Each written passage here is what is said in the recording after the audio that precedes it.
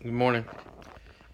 I read something interesting. I was doing a lesson yesterday talking about values and where your values are at, what values define you. Because reality is, whatever your values are in life, it defines who you are, and it also affects those around you. Um, for instance, a an average human watches 1,000 hours of television in a year. So if you look at that over 65 years, say you live to be 65, then that's 9.5 straight years worth of television in a 65-year-old's life. Now think about church. If you go to church once a week, then you would basically accumulate 4.5 months worth of church approximately in your lifetime. So 9.5 years of television versus 4 to 4.5 months of spiritual training.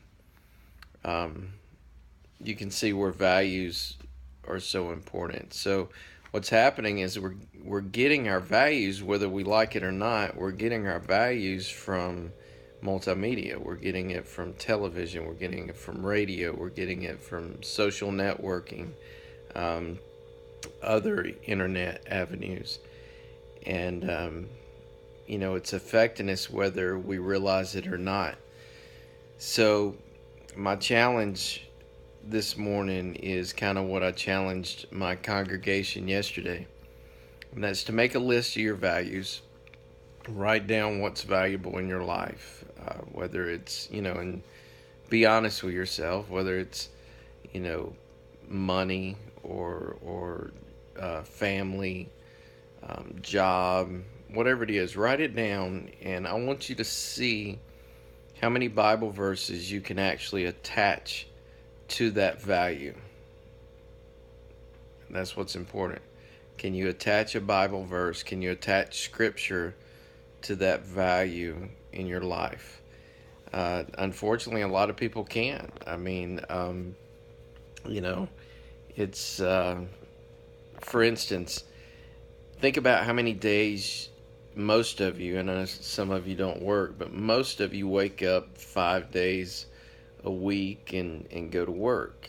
Um, Even though you dread it, even though you miserable sometimes, and the alarm clock goes off and you think it's a mistake and you keep hitting snooze, but eventually most of you get up and go to work, and you work all day, whether it's 9 hours, 12 hours, whatever it is, you work, and you go home, go to bed, and start over the next day.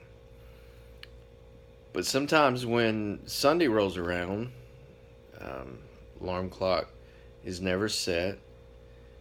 You wake up and realize that you're too tired or don't feel quite right. So you say, you know what, today I'll skip church.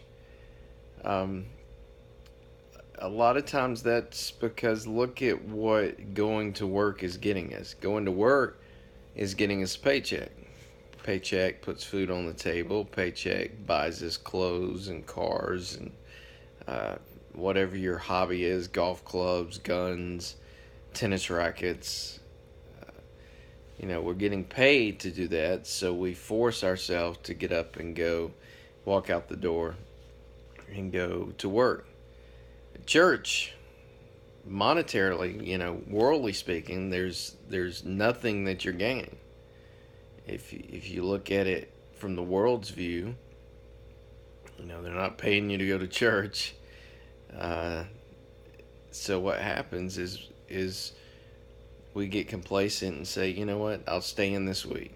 I'll stay in this week, and then next week, and the next week. And we develop these bad habits of just skipping when we want to skip. Well, here's the reality of it: your value and your reward and your payment is eternal. you go to church and you gain spiritual knowledge, you are able to grow in your Christian faith. That's so much more valuable than anything that your job is going to give you. Um, the impact that the spiritual payment will give you will have so much more of it will impact more people around you throughout your day, um, and for eternity. I mean, it's so you really have to look at where your values are. Are your values on things of this world, or your values on things eternal? And it's I mean, I can't say it any more clear than that. It is what it is. So do me a favor. I want you to sit down.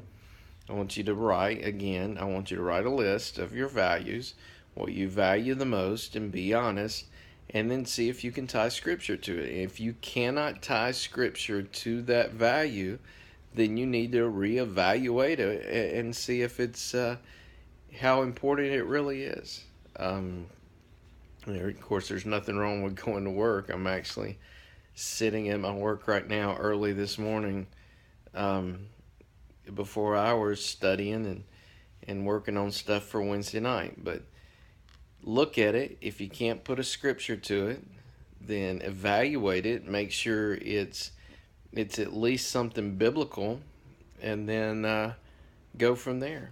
So you'll be surprised when you reorganize your values, and when you really start to value things that make an impact for on others for Christ, and you start to value things that make an impact for eternity, you'll be amazed at how your life will change. And not necessarily, financially or anything here worldly, but how you'll feel on the inside, and how your family and your friends will be affected as well, and most importantly, how your relationship with Christ will grow stronger. So that's my challenge. So I hope you have a wonderful day, and I'll talk to you real soon.